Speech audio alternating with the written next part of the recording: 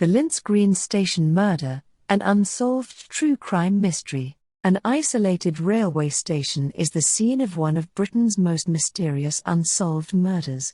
Who killed stationmaster George Wilson? Lintz Green Station and the Stationmaster's House, 2020, Paul Brown. Update: The Lintz Green Murder is now a podcast. Listen here. Skip to Part 1, Part 2, Part 3, Part 4. 1. A lonely place to die.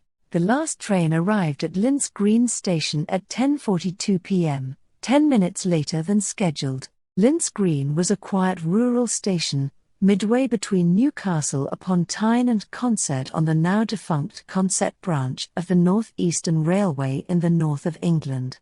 Formerly a colliery line, it carried passengers, coal, and iron from the industrial villages of County Durham through the picturesque Derwent Valley to the bustling River Tyne. It was Saturday, October 7, 1911, and the train was a little busier than usual, with a handful of residents from the sparsely populated surrounds returning from a day in Newcastle, shopping, drinking, and watching Newcastle United play in the Football League. Waiting on the westbound down platform to meet them in his uniform and cap was the Lintz Green stationmaster, George Wilson. Within a few minutes, Wilson would be dead.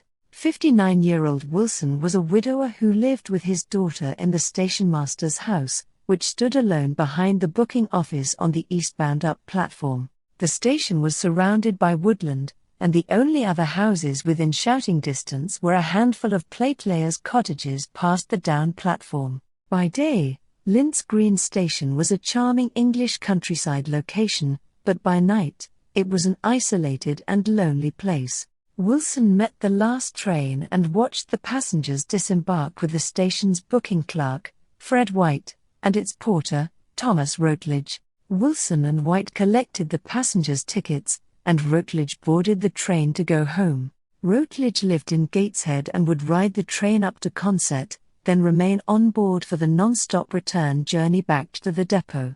Wilson and White watched the train depart in a roll of steam and iron, then they closed up the waiting room and put out the lights on the empty platform, plunging it into gloom. Carrying their illuminated oil lamps, they walked up the stairs onto the stone bridge that arched over the railway tracks and crossed to the opposite platform, where they went into the booking office.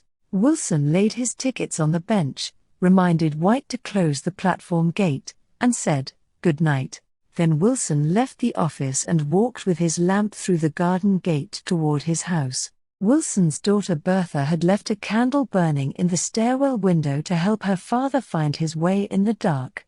Lying in bed, she was woken by a noise that she thought was furniture creaking. Then she heard her father scuffling with his latchkey at the outer door. "Oh dear, what a noise he is making," she thought. Then she heard a gunshot and her father crying, "Oh, oh." Bertha ran to the window and yelled, "What's the matter? Are you hurt?" "Yes, yes, oh, yes," Wilson replied. "I'm coming," yelled Bertha, and she ran down the staircase as fast as she could. She stood behind the closed door and shouted, "Is anybody there?" There was no response. "Dad, are you there?" "I think he said something, but I dared not go any further," she later recalled. Instead, she began to scream. Fred White, the booking clerk, was closing the gate on the platform when he heard the gunshot and then the scream. His friend, a miner named Charles Swinburne, who had been on the train from Newcastle, was waiting to walk home with him. The two men hurried to the scene. Bertha opened the door and said, "Oh Fred, there is something happened to father. See what it is." White looked behind a tree, where he saw the stationmaster lying on the garden path. "Oh," White yelled, then hurried Bertha back into the house. "Come away in." "Oh, it was awful," recalled Bertha. "Mr. Wilson, speak, speak, say who did it." The men implored. Next to arrive on the scene were three more miners, Samuel Elliott, Robert Wales, and Thomas Middleton, who had just got off the train from Newcastle. They had been to the Newcastle United match, a 0-0 draw with West Bromwich Albion, then spent the evening in the city, before traveling back to Lintz Green. They were around 200 yards from the station, on the footpath to Low Friarside, when they heard the gunshot. "There's something the matter at the station," said Elliot. The three men stopped and listened, then heard Bertha's scream, and ran to the stationmaster's house. As the three miners approached through the darkness, they saw Fred White and Bertha cowering in terror. Elliot quickly assured them they had come to help. White directed the miners behind the tree, where they found George Wilson, prostrate and bleeding from a wound in his left breast. His lamp was still in his hand. Beside him was a small cloth covered in sand, its purpose unknown. The miners picked Wilson up, carried him into the house, and laid him on the couch. Middleton was an ambulance man at his colliery, and he attempted to give first aid, but it seemed clear that Wilson was beyond help. Middleton loosened Wilson's collar and moistened his lips with brandy. "Mr. Wilson, speak, say who did it," the men implored, but the stationmaster could only make a gurgling sound before his eyes rolled back, and he died. It was just before 11 p.m. Lintz Green Station housed the Lintsford Post Office and was connected to the telephone exchange. Calls were made to a doctor, to the police, and to one of Wilson's sons. Dr. Wynne Boland of Burnopfield arrived at 11:57 p.m. and found Wilson beyond human aid. The doctor confirmed that Wilson had been shot through the heart, left lung, and aorta. He had been shot at close range, and his vest, braces, and shirt were singed. The bullet had passed right through his body and exited his back. Sand was found on his clothing. A man named Mr. Watson, described as being from the forge and presumably a blacksmith, came to the house. Wilson's son Joseph also arrived, having hurried more than 20 miles from his home at Hayden Bridge. The first police officer on the scene was a sergeant from Blackhill Police Station. Superintendent Joseph Dryden and Inspector Albert Gargate from Consett Police Station arrived shortly afterward with several other officers. Several questions immediately presented themselves. Where was the murder weapon? What was the motive? What was the significance of the piece of cloth and the sand? And who, on this pitch-black night in this out-of-the-way place, was the murderer? Wilson had fought with his attacker, it was determined, but there was no indication of who the attacker might be. Samuel Elliot described hearing a rustling in the bushes after the gunshot but did not see anyone. The secluded station and the stationmaster's house were surrounded by woods, and it seemed that the murderer had slipped away undetected. As the Newcastle Chronicle later reported, not a soul but the dead man saw the assailant. Stationmaster shot dead by mysterious assassin, Illustrated Police News, 1911, Paul Brown. The victim, George Wilson, was born in Castleside, County Durham, in 1852. He began his career on the railways as a signalman, before becoming the stationmaster at Erlington Halt, then Langley-on-Tyne, both near Hexham on the Allendale branch line. He was transferred to Lintz Green in December 1903, succeeding a Mr. Hood. Wilson's wife, Annie, died in 1910. The couple had 3 children: George Jr., a railway signalman who emigrated to the U.S. sometime around his father's transfer, Joseph, a factory clerk who lived at Hayden Bridge with his wife, and Bertha, the only daughter, and youngest child. Wilson was described as being of a very quiet disposition and a total abstainer. He was closely involved with the Wesleyan Methodist Church, but little else of note could be said about him locally. He was best known for the care he took of the station, and particularly its beautiful floral displays that had won him several prizes from the railway company. After Wilson's wife died, he lived with his unmarried daughter who kept house for him. Bertha was 26 when her father was murdered. A man of routine, Wilson was known to collect the station's cash takings at around 9 p.m. every evening and secure them at his house, carrying them in a small leather bag supplied by the railway company that was fastened at the neck with a padlock. He kept to his routine on the night he was killed, and the cash was safely secured in the house. All he had on him when he died was a small sum of his own money plus some coins from the waiting room's sweetmeat vending machine, which sold peppermints and candies, and probably cigarettes and matches.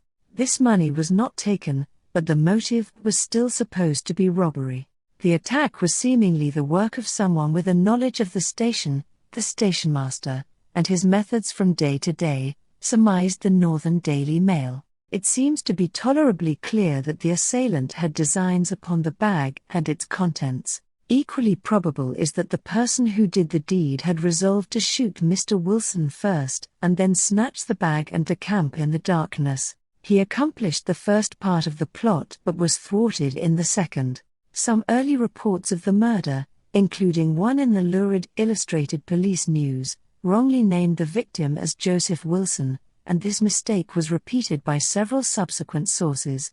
But he is correctly named on his gravestone as George. He was buried near to his wife at Burnap Field, just over a mile from Lintz Green, on October 10, 1911, 3 days after his murder. The funeral was attended by a large concourse of mourners and sympathizers, including several other station masters and railway officials. The Reverend J. Griffin Hodson of Hexham Wesleyan Methodist Church paid tribute to his worth and called Wilson a class leader on the Wesleyan circuit. Those gathered to remember him must have been deeply unsettled by the knowledge that George Wilson's murderer remained at large.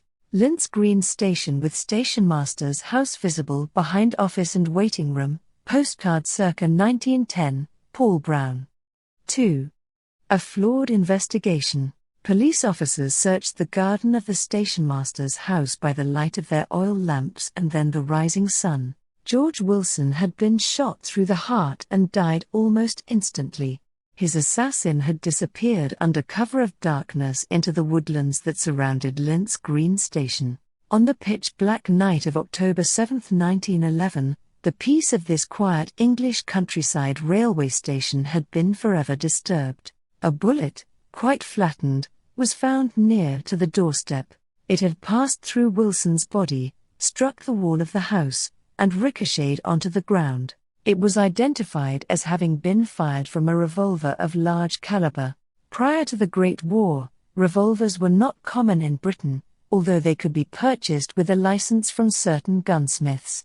An imported Colt .22 cost around £3.7 in 1911, equivalent to about £330 or $410 in 2020. The 1903 Pistols Act required purchasers to obtain a license from a police station, and prohibited the sale of handguns to anyone who was drunken or insane. Footprints between the doorstep of the house and tree where Wilson's body was found indicated there had been a struggle.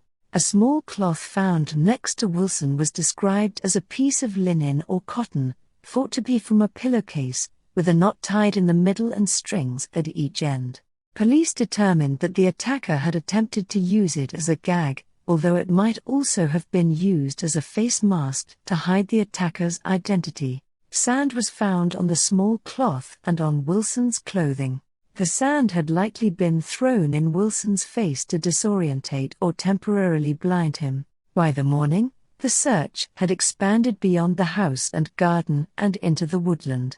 But it was a passerby rather than a police officer who found the next clue. A young man found a black revolver cartridge near the footpath leading to Low Friarside and Burnap Field.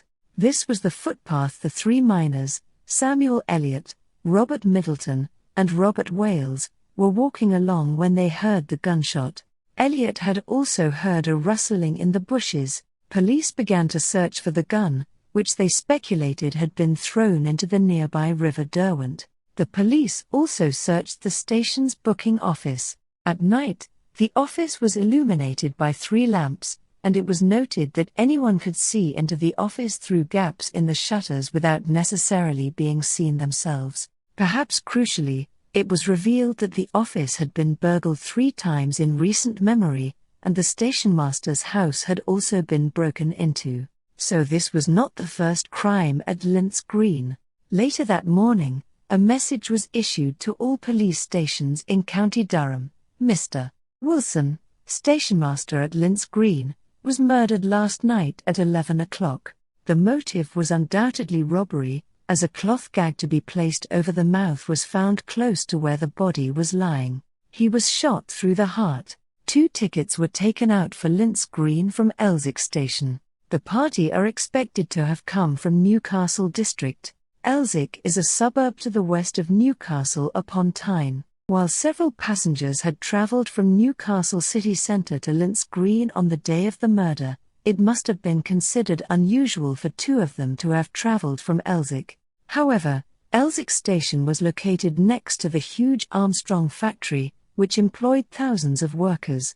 It was also only a mile from St James's Park, where Newcastle United had played a football league match that afternoon. So, despite police suspicions, there were at least a couple of good reasons for travel from Elsick. 2 men were arrested later that day, presumed to be the 2 men who had bought the tickets from Elsick, but they were quickly cleared and released. County Durham police made another arrest, but that individual was also released. By the following day, the police appeared to have exhausted their slender leads. Neither the murderer, nor the murder weapon, nor any satisfactory explanation for the crime had been found. Tell her that we shall do our best to investigate the matter, and we hope that the criminal or criminals who are responsible for this dreadful outrage will be brought to justice. The inquest into the death of George Wilson opened on October 9, 2 days after the murder, at the Lintz Green Station waiting rooms.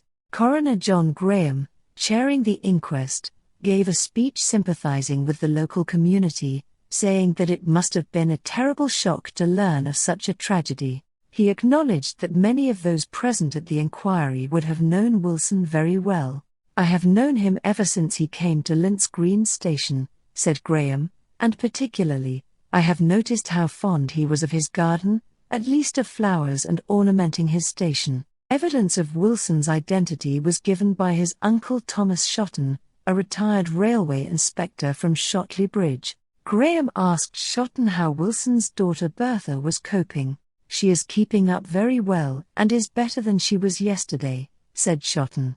"Will you tell her," said Graham, "and I am only anticipating what the jury might say, that we all deeply grieve for her, and sympathize from our hearts with her in the terrible loss she has sustained. Tell her that we shall do our best to investigate the matter, and we hope that the criminal or criminals who are responsible for this dreadful outrage will be brought to justice." Fred White, the booking clerk, was questioned as the last witness to see Wilson alive. He described how he helped Wilson meet the last train, and accompanied him to the office, where they said goodbye. White locked up the office and was about to go home with the miner Charles Swinburne when he heard the gunshot. According to White, because he felt rather timid, he gave Swinburne his oil lamp, and Swinburne led the way. Directed by Bertha, Swinburne shone his lamp over the garden path, and they saw Wilson lying on his right side, his clothes covered in blood. They helped bring him inside the house. Someone tried to make him speak, but Wilson died. The station porter, Thomas Routledge, said Wilson was in his usual spirits when he last saw him on the platform before boarding the last train to go home. Routledge learned of the murder when the train reached Blackhill. After questioning Routledge, John Graham decided that enough evidence had been heard to justify an adjournment. He intended to give the police ample time to complete their inquiries, and he adjourned the inquest for a month, until November 8. The Shields Gazette noted that there had been 3 murders in the region within a week and called it an epidemic of crime. There was a shocking triple murder at Byker, Newcastle, in which Maggie Ingram and her young daughters Bertha and Ethel were killed during an apparent burglary. Maggie's husband, Alexander Ingram, was later convicted of the murders and committed suicide in prison. And in the Northumberland village of Sheepwash, a young miner named Alfred Etheridge killed his girlfriend, Catherine Baker, with a shotgun, then turned the gun on himself. Sad as these cases are, the murder at Lintz Green will occupy the largest share of public attention, said the Gazette, largely because the murderer remained unknown. With men of this class at large, life is not safe. He ranks as a criminal of the worst stamp, and there will be no easy feeling until he is tracked and brought to justice. Then, on October 11, there was a breakthrough.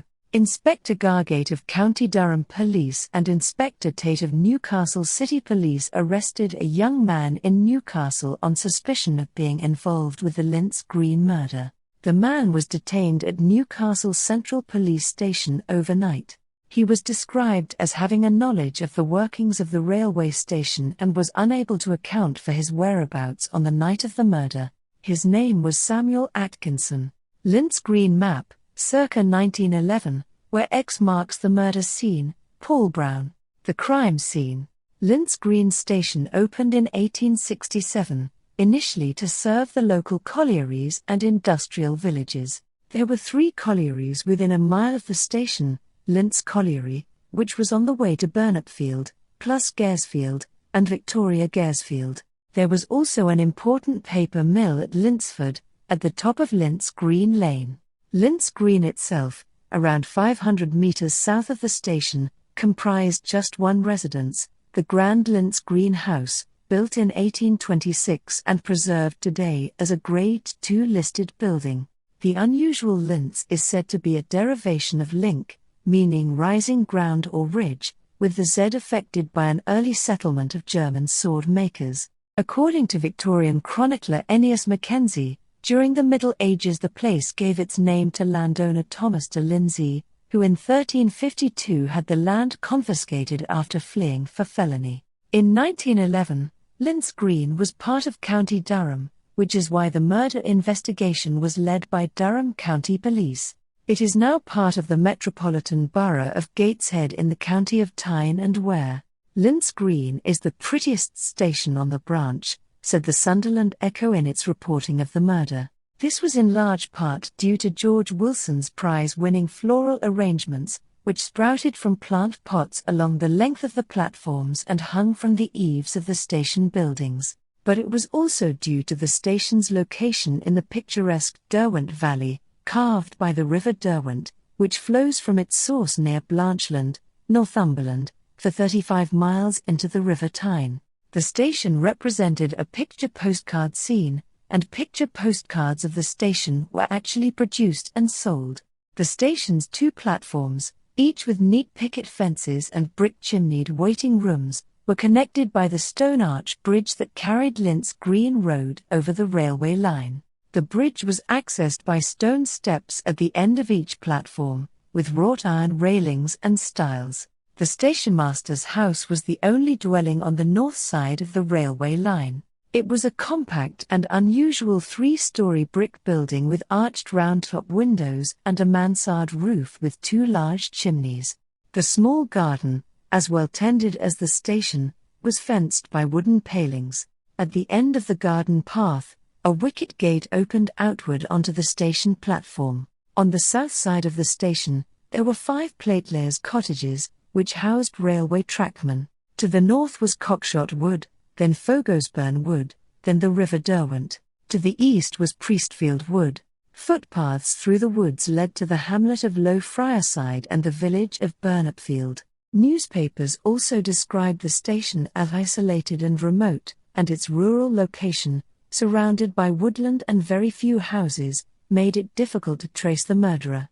The assailant had ample opportunity for making good his escape without detection, reported the Newcastle Chronicle. The place was in darkness, and this fact was further to the advantage of the assailant. As the location for a murder, Lintz Green was as unlikely as it was perfect. Lintz Green Station and the Derwent Walk, 2020, Paul Brown. 3. An unlikely suspect. On the evening of Wednesday, October 11, 1911, Inspector Albert Gargate of Durham Police went to a house in Kirk Street, Byker, described in the press as one of the lower-class parts of Newcastle. Gargate was accompanied by another police officer from Durham and 2 officers from Newcastle. Gargate asked to speak to a man named Samuel Atkinson, but the person who answered the door, thought to be Atkinson's mother, said he was not in. They wanted to get the police away, and told me to come back in 10 minutes or quarter of an hour, recalled Gargate, who refused to be deterred. He gained access to the property, and found his suspect in cramped circumstances. He was in bed in the kitchen. Sam Atkinson was a slightly built 26-year-old, although he looked older. He had previously been a seaman but now worked as a casual porter on the North Eastern Railway. On the previous Saturday, October 7th, he had been working at Lintz Green Station. Inspector Gargate wanted to speak to him about the murder of station master George Wilson. Gargate waited for Atkinson to get out of bed, then asked him, "Are you the man who was doing porter work at Lintz Green Station?" Atkinson said he was. Gargate took Atkinson into the next room and, when they were alone, asked him to account for his movements, where he had been and what he had done, on the previous Saturday. Atkinson said he had worked at the station as usual until about 4 p.m. "I then went home," he said. "I remained in the house till about 7 p.m., when I had a walk into the big market." Newcastle's big market, then as now, was a bustling gathering place filled with pubs. "I only saw one man who I know by sight," said Atkinson. "I do not know his name or where he lives, but he is a casual porter on the North Eastern Railway, the same as myself." Gargate thought Atkinson's replies were unsatisfactory, and the accounts given by Atkinson's family as to his whereabouts were contradictory. He decided to take Atkinson to Newcastle Central Police Station and detain him on suspicion of the murder of George Wilson. On the following morning, Gargate transferred Atkinson in a motor car to Consett Police Station. News of the arrest had spread quickly, and several thousand people were waiting at the station as the car arrived. Atkinson was bundled inside before any form of mob justice could be exacted. Once inside, Atkinson was placed in a lineup of 15 persons. Then several people, described as residents of Lintz Green, were asked to identify a man they had supposedly seen loitering at the railway station on Saturday night.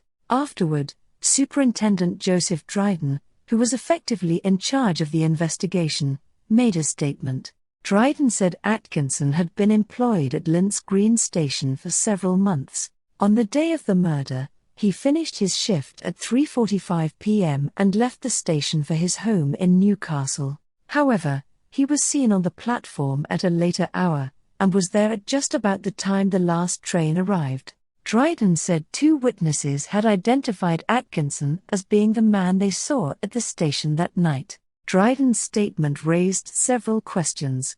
Who were the residents who identified Atkinson, considering the previously identified witnesses had not recalled seeing anyone? If Atkinson had returned to the station, would he not have been recognized by his colleagues Fred White, Thomas Routledge, and indeed George Wilson?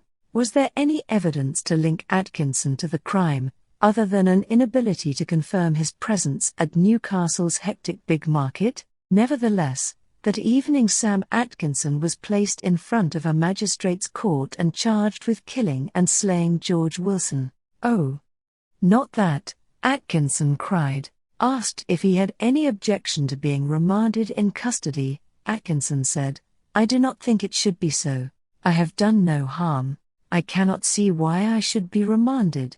I can bring plenty of witnesses to show where I was on Saturday night." But Superintendent Dryden argued that Atkinson had been given every opportunity to confirm his whereabouts, and had not been able to do so. Atkinson was remanded for a week. "I have done no harm. I cannot see why I should be remanded. I can bring plenty of witnesses to show where I was on Saturday night." During that week, police continued to search for the murder weapon in the woods around the station and in the River Derwent. On Saturday, October 14th, a week after the murder, it was revealed that police were hunting a second suspect. This was thought to be a mendicant, a wandering beggar, who had been sleeping rough in the area for the past week. Neither the weapon nor the suspect was found. On October 19th, Sam Atkinson appeared again at the magistrate's court. The court gave strict instructions that he was not to be photographed or sketched, as it would be unfair to him at the present stage of the proceedings. Edward Clark, a solicitor, from Jesmond, Newcastle, represented Atkinson. Clark said there was not a tittle of evidence. He objected to the use of the statements given by his client because they had not been given voluntarily, and Atkinson had not been cautioned. But the police requested Atkinson be remanded for a further week. and Clark consented, saying he wanted the fullest inquiry and did not want to frustrate the ends of justice. Atkinson was returned to the cells. Atkinson was subsequently remanded 2 more times, on October 26 and November 2. On the latter occasion, Magistrate Robert Mowbray Battensby asked Atkinson if he had anything to say on the matter of being further remanded. Atkinson said, "Well, I don't know why I should when I'm not guilty." Battensby replied, "I don't know about that." The inquest into Wilson's murder resumed on November 8 at the Temperance Hall, near Burnopfield. The coroner, John Graham, again presided. Atkinson was not present. The only witness called was Dr. Wynne Boland, who described arriving at the scene to find Wilson lying dead on the sofa with a ragged wound just under his left nipple, between the 5th and 6th ribs. He described Wilson's skin as pallid and blanched, but said rigor mortis had not set in. Afterward, the jury returned a verdict of willful murder against some person or persons unknown. That person or persons was not Sam Atkinson. He was brought before the magistrate's court on the following morning, November 9, and, with the police unable to offer any evidence, he was formally discharged. He had been in custody for 4 weeks and, as the most high-profile murder suspect in the country, his life had been derailed. Atkinson lived with his elderly mother. Before his arrest, he had saved the sum of £19, equivalent to around £1,900 or $2,400 in 2020, with which he intended to buy a horse and cart to sell vegetables around Newcastle to support himself and his mother. However, to secure his release, he had spent all of his savings and borrowed an extra £3 from his brother. Atkinson applied for a grant, owing to the expense he had been put to, but the application was refused. He would not get his horse and cart. During the second week of November, Durham County Police began to circulate notices offering a reward of £100, worth around £10,000 or $12,500 in 2020, for information leading to the arrest of a young man aged between 20 and 22 who had maliciously shot the stationmaster at Lintz Green. The suspect was around 5 feet 5 inches tall and clean-shaven, with a dark, sallow complexion. He was of medium build with square shoulders and walked with a slight stoop. One young man, from Barlow, was taken into custody at Blaydon Police Station, but when a witness called by the police failed to pick the man out of a lineup, he was released. It soon emerged that the description had been obtained from a gunsmith's shop in Newcastle, where the suspect had purchased a box of 50 revolver cartridges between 2 p.m. and 3 p.m. on the day of the murder. This type of cartridge matched the one found at the scene. According to the gunsmith, the young man had the appearance of one who was living in a country district, and wore a dark tweed jacket, and collar and tie. A silver watch chain passed through the buttonhole of his jacket. His trouser pockets were on the front rather than the sides, which was considered unusual. He was accompanied in the shop by an unidentified youth.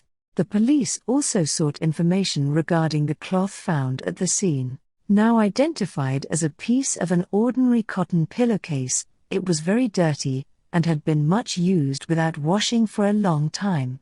The police asked for every possible inquiry to be made regarding a missing pillowcase, or portion of a pillowcase. It seemed like the flimsiest of leads. On December 6, 1911, Bertha Wilson, George Wilson's daughter, made a claim for compensation from Northeastern Railway, NER, at Consett County Court. Her solicitor, Mr. Lambert, explained that Bertha was the sole dependent of the deceased, as both of his sons were married with their own families. He requested £300, equivalent to around £30,000 or $37,500 in 2020, and assured the court that the bulk of the money would be invested in NER shares and would not be squandered. Bertha explained that she was currently living with friends at Shotley Bridge. She requested the whole compensation sum and said £200 of it would be invested as her solicitor had suggested. The court agreed, and the compensation was paid. Meanwhile, The investigation into her father's murder continued through to the end of 1911 without a breakthrough. Then, in January, a tip-off sent police scrambling to the wilds of Northumberland on a pursuit that would take them across the heaths and hills of the Scottish borders. The witnesses. In addition to George Wilson, there were 10 named witnesses present on the night of the murder. Several heard the gunshot but none saw the killer. Ages are approximate based on the 1911 census, which was conducted that April. Bertha Wilson, 26, stationmaster's daughter. Fred White, 18, railway clerk. Thomas Routledge, 31, railway porter, left on last train. Charles Swinburne, 20, colliery wagon rider. Samuel Elliott, 27, colliery hewer. Thomas Middleton, 31, colliery traffic manager. Robert Wales, 14, colliery pony driver OR 44, colliery hewer. Mr. Watson, from the forge, likely the forge at Lintsford, arrived later. Dr. Henry Francis Wynne Boland, 38, physician, arrived later. Joseph Wilson, 35, stationmaster's son, arrived later. Lintz Green Station and the Stationmaster's House, 2020, Paul Brown. 4. An Unsolved Mystery. The Derwent Walk is an 11-mile country trail that runs from Swalwell, on the River Tyne, to Consett, in the former Durham coalfields. It follows the reclaimed route of the defunct Consett branch line of the North Eastern Railway, which cut a swathe through the rural Derwent Valley. From Swalwell, the trail runs through woods of oak, birch, and elm trees, past Derwent Hall Park on the site of the former Derwent Hall Cokeworks, and across the remarkable feat of engineering that is the Lockhaw Viaduct, known locally as the Nine Arches Bridge. From the top of the Nine Arches, walkers, cyclists, and the occasional horse rider can take in spectacular views across the Derwent Valley and the grand Gibbside estate, built by coal magnate George Bowes, with its landmark 44-metre-tall column to Liberty. Nature has reclaimed the valley and healed its industrial scars. Deer, red squirrels, and red kites now roam the area. Further west, past Rowland's Gill, around the midway point of the trail, are 2 overgrown stone platforms, the remains of a disused railway station. This is Lintz Green Station, the scene of the 1911 murder of stationmaster George Wilson. The stationmaster's house is still standing behind the north platform, and is still inhabited. It still feels isolated, too, despite the regular whiz of cyclists passing on the trail. The arched stone bridge survives, as do the stone steps and wrought iron railings and stiles.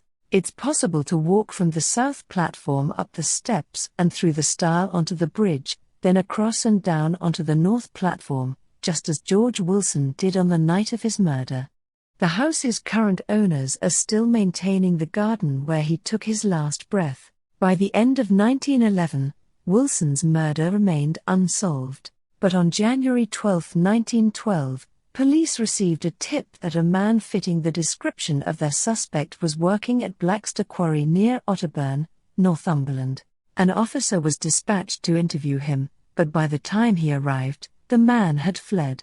The man had been seen heading north through the village of Elsdon and was thought to be heading to Cumberland or Westmoreland, or across the border into Scotland. The new suspect was known as John Hall. He boasted of being good-looking with a good set of teeth, and he had the habit of frizzing his hair in the front. He had a tattoo of a woman on his right forearm and spoke with a South Durham or North Yorkshire accent. He was last seen dressed in corduroy trousers and a dark grey checked jacket and vest. He kept himself aloof from his fellow workers, and they noticed that he seemed unsettled and nervous. He told them he was born in Hunslet, Leeds, and had lived at Ferryhill, County Durham, and Bottle Bank, Gateshead. He had previously worked at various farms. The police made urgent inquiries and began to follow John Hall's trail north through Northumberland and into the Scottish borders region, to Roxburghshire and Liddlesdale. But each time they chased a lead, they found that their suspect had moved on. The chase went south, back to Northumberland. A team of detectives and special constables searched the town of Holtwhistle.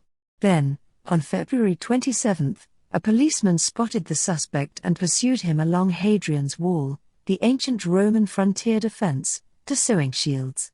The suspect was captured and arrested, and he admitted that he knew he was a wanted man, but it was quickly established that John Hall had no connection to the Lintz Green murder. He was wanted on trivial charges by Yorkshire police. Superintendent Joseph Dryden from Durham interviewed Hall and confirmed he was not the man he wanted. Hall was discharged and handed over to Yorkshire. Once again, the police had spent several weeks chasing the wrong man. Further leads were scarce. In the first week of March, the Chief Constable of Gateshead Police, James Trotter, received 2 anonymous letters. The letters described a man the sender had met on the road from Lintz Green toward Gateshead on the night of the murder. Trotter issued a notice asking the sender to contact him in confidence and forwarded the letters to Durham Police, but there were no further developments. Coincidentally, in May 1912, Inspector Albert Gargate of Durham was promoted to superintendent at Gateshead. A reporter for the Newcastle Chronicle wrote, "I said to a friend not long ago while waiting for a train at Lintz Green, Gargate will be a superintendent yet, you'll see."